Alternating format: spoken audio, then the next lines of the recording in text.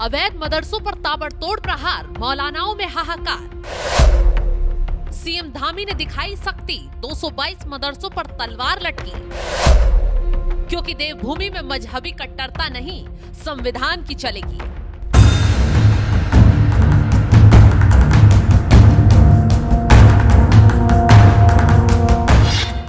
UP से लेकर उत्तराखंड, असम से लेकर मध्य प्रदेश तक अवैध मदरसों पर ताबड़तोड़ एक्शन लिया जा रहा है।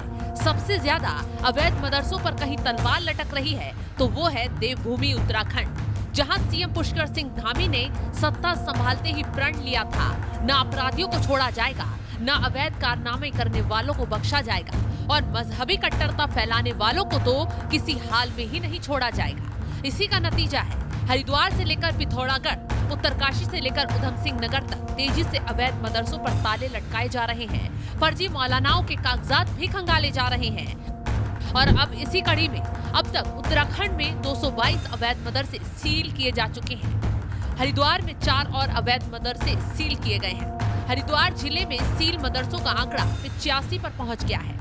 उधम सिंह नगर में अब तक 66 मदरसे सील हुए। देहरादून में 44 मदरसे सील किए गए। नैनीताल में अब तक 24 मदरसे सील किए गए। पौड़ी में 2 मदरसे सील किए गए। अल्मोड़ा में 1 मदरसा सील किया गया।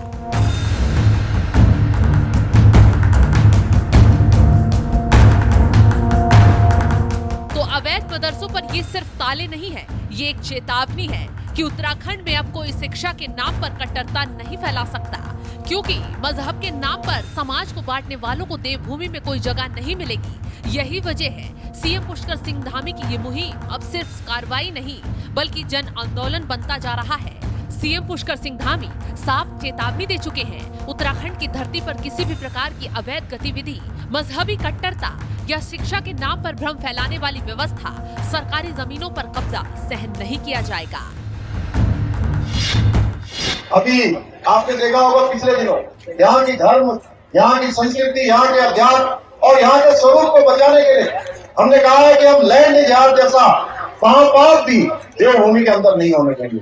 और उसके लिए भी हमने जितना भी वेरिफिकेशन ड्राइव चलाना है, वेरिफिकेशन ड्राइव चलाया है और सरकारी भूमि पर जितने भी कब्जे हैं, जितने इस प्रकार के अतिक्रमण हैं, उनको हटाने का भी निर्णय लिया है।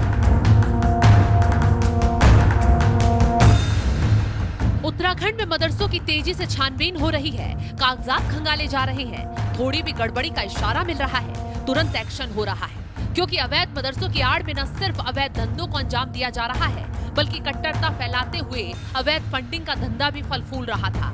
जांच में कई मदरसों के पास न रजिस्ट्रेशन था, न प्रमाणिक दस्तावेज। कुछ मदरसे ऐसे भी पाए गए जहां विदेशी फंडिंग और कट्टरता फैलाने की गतिविधियों के सबूत मिले।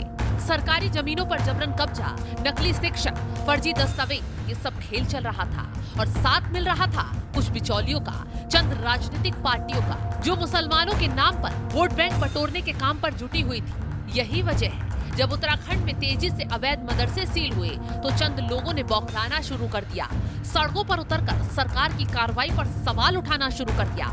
लेकिन उत्तराखंड की पुलिस अपराध, अवैध धंधों के खिलाफ सख्त कार्रवाई से न रुकी, न विरोध के आगे झुकी। इसी का नतीजा है अब तक 222 अवैध मदरसों पर ताले लटक चुके हैं और आगे की कार्रवाई भी जारी है।